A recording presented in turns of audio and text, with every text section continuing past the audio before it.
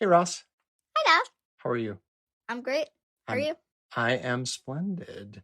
Are you ready to know everything, though? Yes! All right, I'm going to put it all on a skateboard and slide it your way.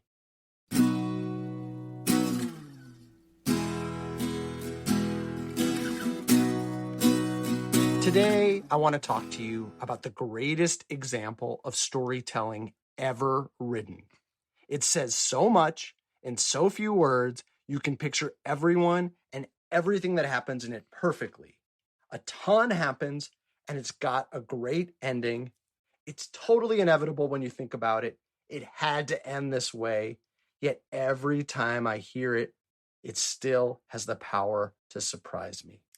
Do you have any guesses what this story I'm talking about is? No, it sounds completely amazing. What is this story? It's called Sk8r Boy by Avril Levine, and it's actually a song. Oh, I know this song. He was a boy, she was a girl. Can I make it any more obvious? That's how Sk8r Boy starts. It's bold, it's brash, it's practically universal. Boy, girl, boom, setup. He was a punk, she did ballet. What more can I say? Ooh, so they're from opposite sides of the culture. Skateboarder versus ballerina. He wanted her, she'd never tell. Secretly, she wanted him as well. They're in love. And all of her friends stuck up their nose. They had a problem with his baggy clothes. It's forbidden love, Rasa. I don't know about you, but I am now completely hooked. Oh, yeah. He was a Sk8r boy. She said, "See you later, boy." He wasn't good enough for her. They just got together, but they broke up so fast. The Ew. hidden love couldn't last. She had a pretty face, but her head was up in space. She needed to come back down to earth, Avril sings.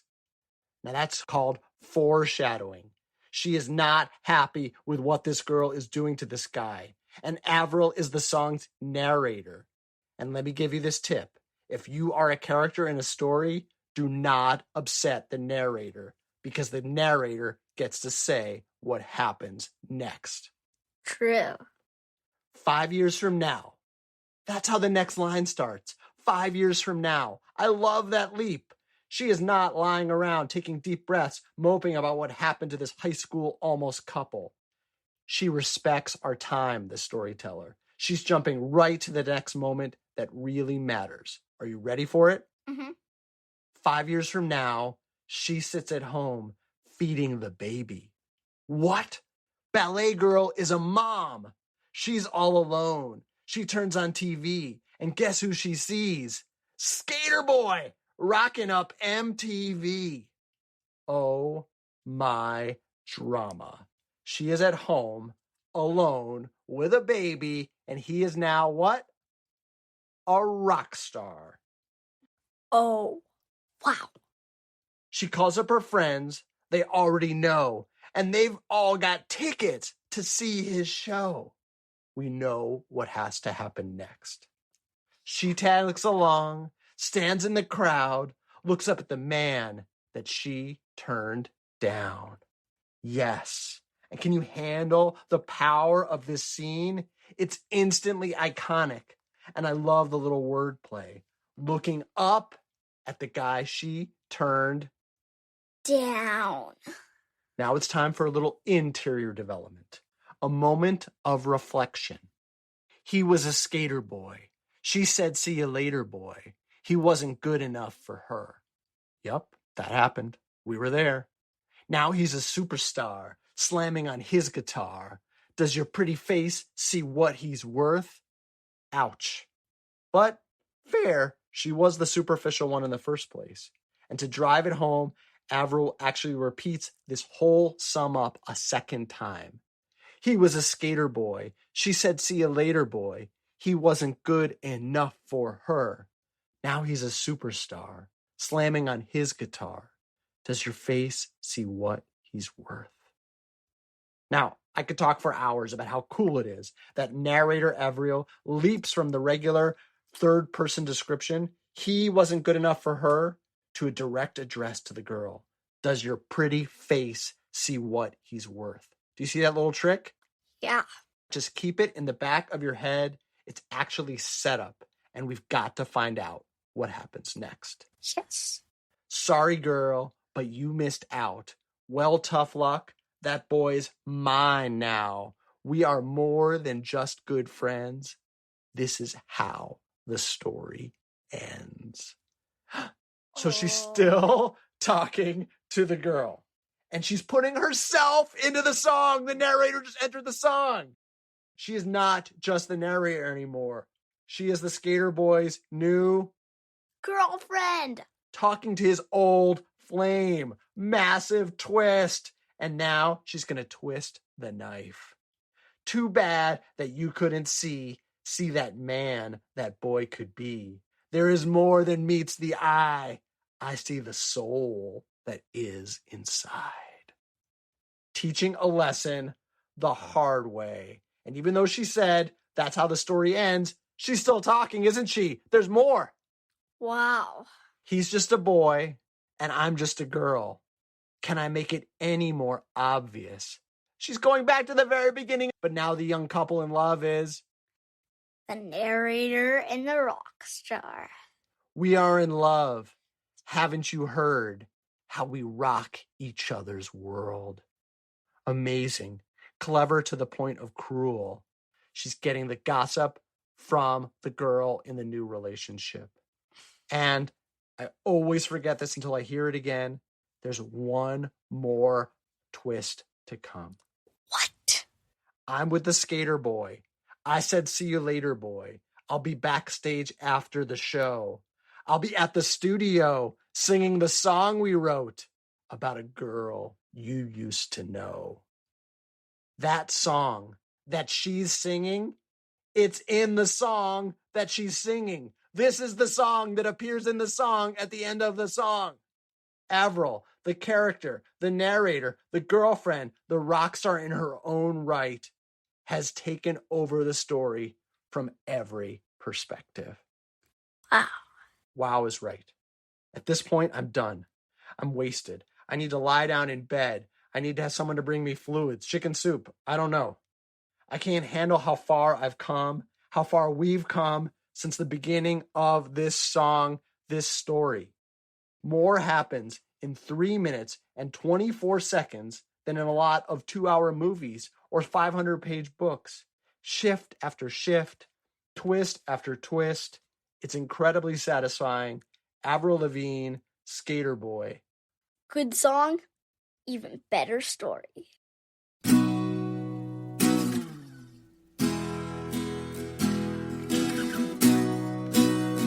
Are you ready for today's poem? I'm ready for today's poem, yes. It's short and it's about surfing. Surfer at Wellfleet by Miriam Levine. Where does he get the patience to wait through the twilight, rocking on his stomach in the break and surge, head to the side as if he were sleeping? It's freezing in the afterglow when he finally rises on his one long ride home. Wow, that's short, but it's a good poem. Why don't you read it and then we'll talk about it. Okay.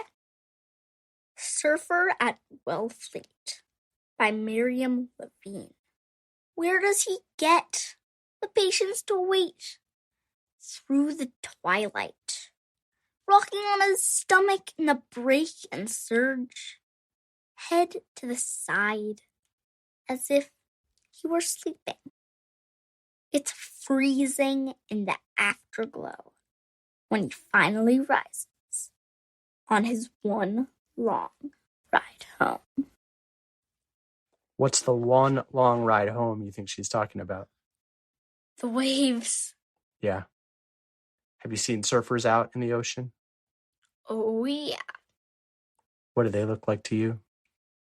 Well, I'm sure they looked like different before, but now, after reading this poem, I just imagine them as if they're sleeping. There's something kind of sweet and still before the big burst of energy and action. Of course, you would know. You're a surfer yourself. I am a new surfer on the river surfing here we have in Missoula. And there's something beautiful and still and exciting about that too. And then you get up and it's the best feeling in the world. It's addictive. And I happen to know something that she may not be aware of. What? In wetsuits, even if it's really cold and rainy out, you're often perfectly warm and toasty inside.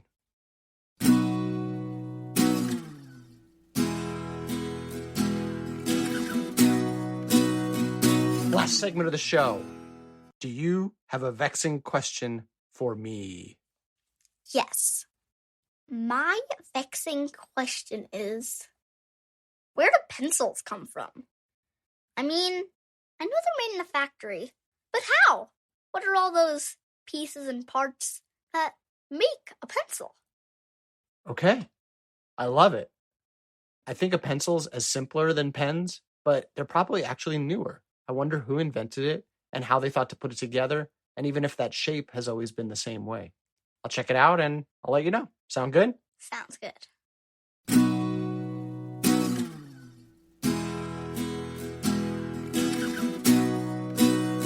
I'm back, and the history of pencils is amazing.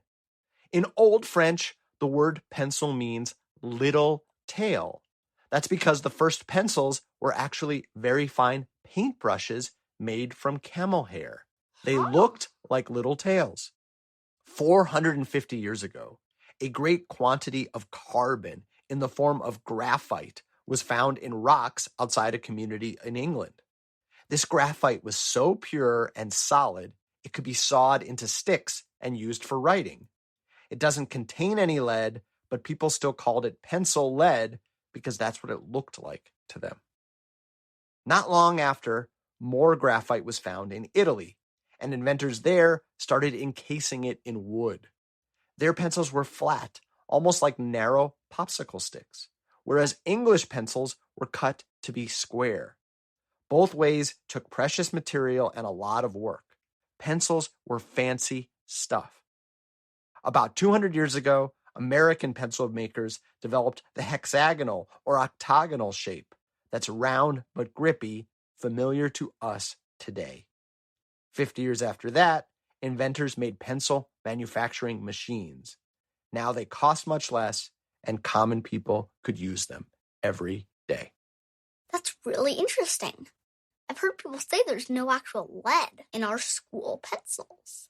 Yeah, it's true. Pencils have never had lead in it, even though we call it pencil lead. Just like they're also not made from camel hair anymore, but they still have that name that means little tails. Maybe we should make pencils with teeny little tails. You Must Know Everything is produced by me, Jeremy Smith, and her, Rasa Smith, with awesome music by Furniture. Please rate, review, and share the show with friends, and please join us next time for everything you need to know.